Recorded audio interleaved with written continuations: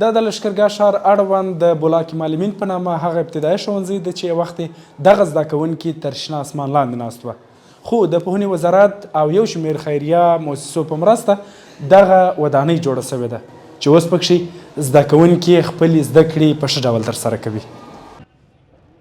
د هلمند پوهنې ریاست مسؤلین وایي تازه جوړ سوي ښوونځي چې 48 میلیونه افغانۍ لګښت پرې راغلی په معیاري ډول جوړ او په ټولو اسانتیاوو سمبال دي.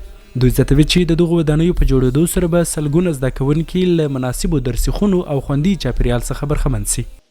دا دوه ښوونځي چې 48 میلیونه افغانۍ په ارزښت په کلای بست ښاري سیمه او همدارنګه په بلاکي معلمینو کې وګټې اخیستنې ته وسپارل شولې چې په دې ښوونځي کې د اوبو سیسټم، همدارنګه د اوبو ذخیره او د زده کوونکو 12 ټولګي، د اداره 4 ادارې او یو لابراتوار همدغه شان شامل دي.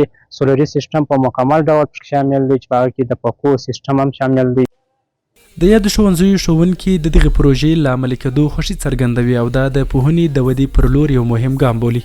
د هغوی په خبره پخوا زده کوونکي او ښوونکي له ګڼو ستونزو سره مخ وو، خو اوس به وکولی سي چې په ارامه فضا کې خپلې زده کړې پر مخ یوسي. د زیاتو مشکلاتو سره مخ وو. حتی زه خپله ورغلی یم سیمې ته، تدریس مې ورته کړی دی، دا خپل اواز ما نه اورېدی په همدا شکل باندې چې د وسایطو غږ و دا و. او بل موږ به منظم پلان د ځانه سره نه موسو تطبیق کولی. ډېر مهم تاثیر لري. اوس موږ تاسې وینو که چیرې مخکې موږ تر درختو لاندې زده کړه کول، هلته چون د موټرانو د وسایلو شاګرد همیشه یوې خوا بلې خوا ته متوجه کېدی، نو ده نسو کولی چې د استاز خبرې واوري. د استاز چې کوم تدریس کوي همیشه د ده فکر نور خواو ته مشغول وي، چون دلته په سیم کې د دوی ذهن دوی هم روحن هم جسمن د لې په دا سین کې حاضر دي.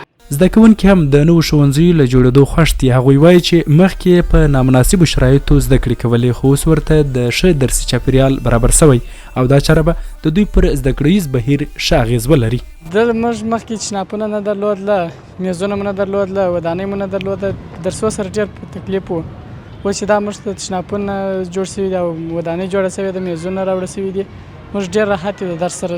دا ښه په منظم دغه کې ویلی سي. پخوا خو موږ ته دغه مزاحمت و، موږ به د باندې ناست وو، دوړې و، باد به و، باران به و، دغه درس په دغه نه زده کېدی. اوس مو دلته هلته به دغه بله کم دغه به و، دلته اوس ښه وسایس وله. ویلی سو چې هلمند کې لا ډېرې ښوونځی شته چې ودانۍ نه لري او زده کوونکي په نامناسب چاپیریال کې په زده کړو کولو بوخت دي.